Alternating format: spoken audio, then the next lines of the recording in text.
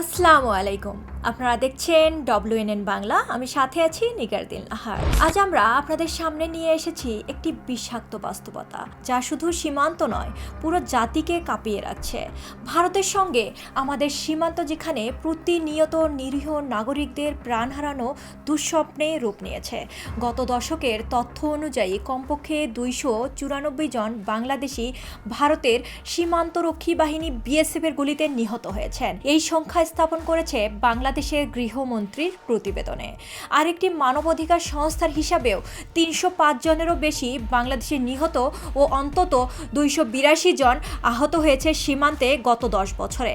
আজ আমরা সেই সকল কাহিনী নিয়ে আপনাদের সামনে আলোচনা করব, সেই সাথে আরও তুলে ধরব এর পেছনের ব্যথা, রাষ্ট্রের প্রশ্ন এবং পরিবারের যন্ত্রণার কথা। ভারত বাংলাদেশ সীমান্ত উত্তেজনা নতুন কিছু নয়, কিন্তু বাংলাদেশের সঙ্গে ভারতের সীমান্ত নিয়ে কয়েক দশক ধরে চলা এই ঘটনা আর সাধারণ সীমান্ত বিরোধ নয়। গুলি চালানো, নিরীহ মানুষকে হত্যা, এই ঘটনাগুলো সম্পর্ককে দিনে দিনে খারাপ করছে। Deadly situation on the border between India and Bangladesh. Indian border forces have killed hundreds of Bangladeshis along the border. খালি আমি বললাম যে খালি এই যে আমার কথা দিটা দেখলেন তো, খালি কিছু কাট করে দিল না, কেউ দিল না আমাকে। এবারে হচ্ছে 7 জন, একজন মেয়ে, বিবাদী 6 জন।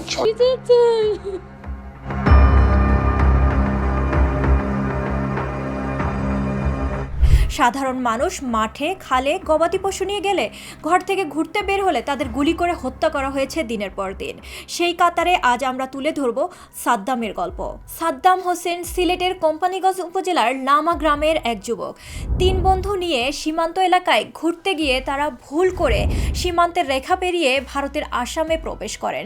বিচ্ছিন্ন স্থানে পৌঁছতেই ভারতীয় সীমান্তরক্ষী বাহিনী BSF তাদের লক্ষ্য করে গুলি চালায়। সাদ্দামের কোমর ও পায়ে গুলি লাগে এবং সঙ্গে সঙ্গেই তিনি প্রাণ হারান।